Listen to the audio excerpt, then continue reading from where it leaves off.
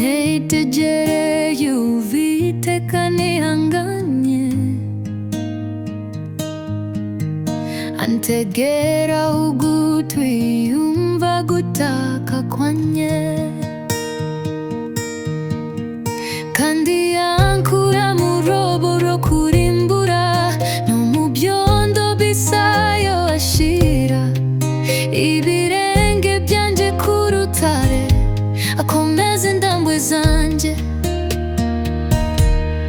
Kandi yashize indirimbo nshya mu kanwa kanjye, niyo shimwe ry'Imana yacu. Benshi bazabireba batinye, biringire Uwiteka.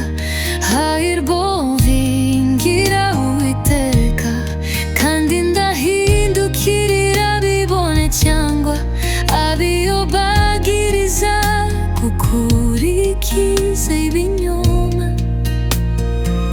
Uwiteka Mana yanjye, imirimo itangaza wakoze ni myinshi, kandi ibyo utekereza kutugirira nabyo ni byinshi. Ndi hariho wagereranywa nawe, nashaka kubyatura no kubirondora, byaruta ubwinshi ibyo nshoboye kubara. Ibitambo n'amaturo y'ifundu byishimira, amatwi yanjye urayazibuye. Ibitambo byokeje n'ibitambo by'ibyaha ntiwabishatse. Mbera ko ndavuga ndi dore ndaje, mu muzingo w'igitabo niko byanditswe. Kuri jya Mana yanjye nishimira gukora ibyo ukunda, niko kw'amategeko yawe ari umutima wanjye. Namamaza ubutumwa bwiza bwo gukiranuka mu iteraniro ryinshi. Sinzabumba akanwa kanjye, Uwiteka urayizi. Ndabumbisha gukiranuka kwawe mu mutima wanjye. Vuga umurava wawe n'agakiza kawe, imbabazi zawe n'ukuri kwawe simbihisha iteraniro ringi.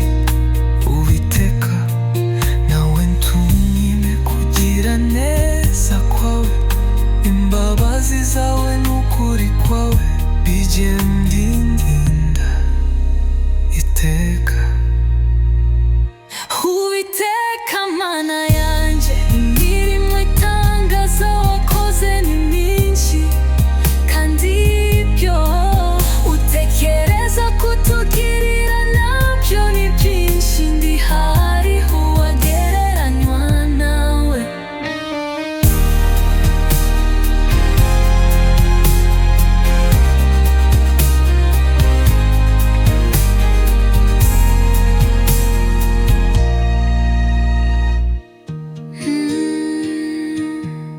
Iteka Mana yanjye, imirimo itangaza wakoze ni myinshi, kandi ibyo utekereza kutugirira